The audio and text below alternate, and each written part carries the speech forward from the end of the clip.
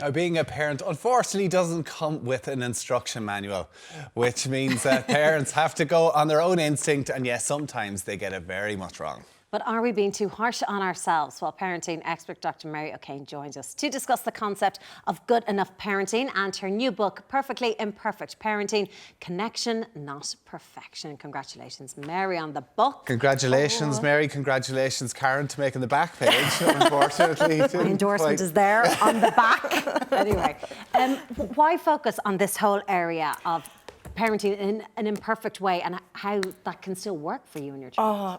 Karen, it's something I absolutely believe in, I really do. And the book is all about their social and emotional development. So it's independence, and it's resilience, it's self-esteem, all these skills. But something I think is really important is the pressure we put on ourselves as parents to be perfect. And I think it's sort of this generation, sort of my generation down, like my mum's generation and my grandmother's generation, parented in a very different way. You know, you'd be going somewhere, throw 15 of them in the back of the car and take them to the beach and whatever. Yeah. But they were more relaxed. But it produced different results in our children. And it's as if, I think, from my generation, we became obsessed with health and safety. Everything has to be perfect. We have to be this perfect human who never gets anything wrong. And then we'll produce the perfect child. And it doesn't work. You know, imperfection is actually much better for our children. So I thought it was really important to sort of start the book with that message. Well, and a bit of honesty, because we were just discussing earlier on in the show, a lady came on a TikTok video and talked about how she doesn't enjoy playing Barbies with her daughter, and, you know, should she feel bad about that? And the abuse that she had online. And this is the thing with online at the minute. Everybody puts up their perfect videos of parenting and hacks and everything else. So it puts people under so much pressure. Oh, Tommy, absolutely. And they're not showing you the real life. No. When people put up, well, say she, none of us do it. You know, you're not going to say, oh my God, look at this today. We don't. We put up the hashtag making memories bits, you know.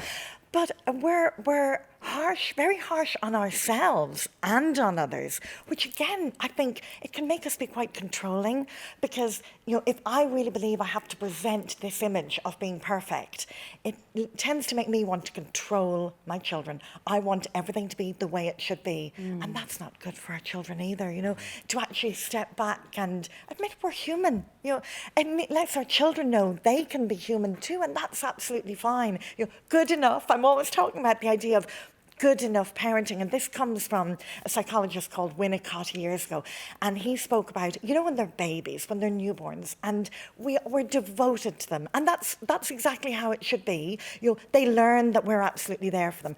But his argument is it's really good for us then to start to fail in just little ways, in little low-stake events. We start to fail a bit. But then they realise they're resilient. They realise that life isn't always perfect, but that they're strong, that they can cope, that, you know, when they're faced with challenges, I can do this. That's so important. So is that let the parent fail or let the child fail as well? Because that's a big thing that I'd say people don't want to let their kids fail and see their kids upset about things. Oh yeah, Tommy, both. That's, you know, it's okay that we fail, and they should see mistakes as learning opportunities. Funny, Tommy, a lot of the research now with our teenagers shows they don't see failure as learning. In the world you see nowadays, yeah. It's really, and they make a mistake and it's devastation, it's failure. But again, we have to look at ourselves. You know, if I am that little helicopter, and I have been that woman, if I'm the lawnmower, like I've been them all, and we're overprotecting and we're trying to do everything for them. So a helicopter is parent, that's up above and just... Oh yeah, I'm hovering over them the whole time, ready to step in, and the lawnmower is where I'm moving ahead, I'm predicting anything that might impact on the world, and we do it out of love, we really do. But as you say, they need to learn to make mistakes. They only become resilient when they fail and they realise, you know what, they reflect on the failure and they think, no, you know what, I can cope with that. I can learn from it. You know, I can move on. It's really important for them. I love as well, like, while there may not be a perfect approach to parenting, I love when you mention in the book that, what is it, love is spelled T-I-M-E. Yeah. That's it. I mean, that's absolutely it. It's, you know, sometimes as parents, particularly when you're working and you think, oh my gosh, I need to have so much time. Really important message. It's quality, not quantity. So it's to try and get one-on-one time. And you know, say Karen, in your situation, you have 3 young children. It is really not easy to get time one-on-one with them. But if we sort of say to ourselves, I always say 80-20 rule. If you get it right 80% of the time, you're doing well. And try and have 10 minutes a day, if you can. You know, we're not going to beat ourselves up with each child.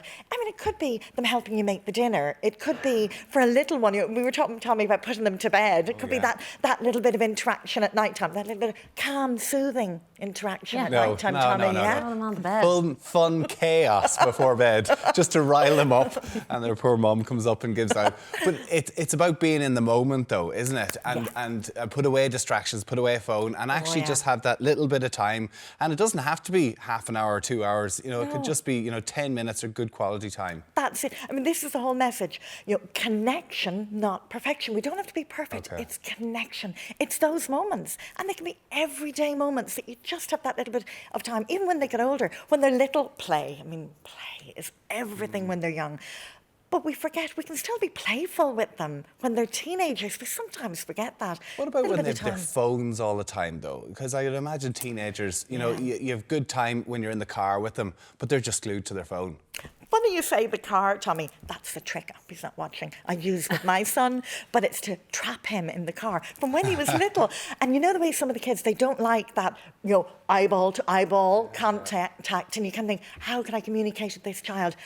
At the moment, I'm walking. I'm sure walking every day. But if you're side by side, they don't have to make eye contact. Or in the car. Now, he's older now, and even still, well, back in the day when we got, at least we have 10K now, I would say to him, oh, come on, pet, I'll give you a lift. And he thinks I'm being nice. And I'm actually trying to get that little bit, he doesn't have, he's looking out the window, but you're just connecting with them. It's whatever you can make the most of with your kid, and you know your child better than anybody else. What were the other areas that you really wanted to focus on within the book? What was really important for you to zone in on? You know, Karen, it's all the social and emotional stuff. So as we've been talking about, resilience, self-esteem. Karen, self-esteem is huge. I have another chapter on parenting with patience, because I think that's one a lot of us, particularly during lockdown, have struggled with. You know, remembering to practice the pause, and I talk a lot about their brain development, and I talk a lot about psychology, and I've tried to do it in a really simple way. I love psychology, but I've tried to pick stuff that I think parents will be interested in and say, look, okay, here's how the brain is developing. Now, do you know why that's important? Because that means we need to do this. Or sometimes it explains why they act. You know, our teenagers and our toddlers, like when you understand what's going on in here, it kind of makes sense how they behave. So I've tried to take brain development of psychology, say, here it is in simple terms, and now this is what we should do when we know that. But how do parents know? It's hard for you to know what's going through your kids' brains with the likes of social media and that sort of thing, because it's so different and it's so alien. It's not like what we grew up with. It's not what you grow up with. You know, this is all new. And for parents to try and parent through that is difficult. Funny you mentioned that, Tommy. There were some challenges I put in as well. And one is anxiety, because it's huge. And the other is social media, because it is just making such a difference. But again, I would say, keep coming back to connection. You know, we talk about our children online. Do we really know what they're doing? That's a lot of it. No. We have to educate ourselves. So it's about sometimes sitting down and playing with them. I mean, you know, with saying like Minecraft, yours might be at the Minecraft point, Karen, I know. They're asking about it for sure. Oh, and Minecraft, oh my gosh, there's some great learning opportunities genuinely in Minecraft. Right. But the trick is, and it will test your patience, you'll be reading the patience chapter again. The trick with this part of the book. Is to sit with them. So you're actually seeing what they're doing online. If you're worried about them with something online, say, show me, I don't understand that. Go on and show me. Yeah. So you're sitting with them and they're teaching you, but you're also seeing what's involved in your learning. You know, it's knowledge is power, isn't it? That's part of it for us. Yeah, it's a challenge, isn't it? Oh, it is. But Mary has the answers. Here's the handbook. It's okay, guys. We're going to get through it.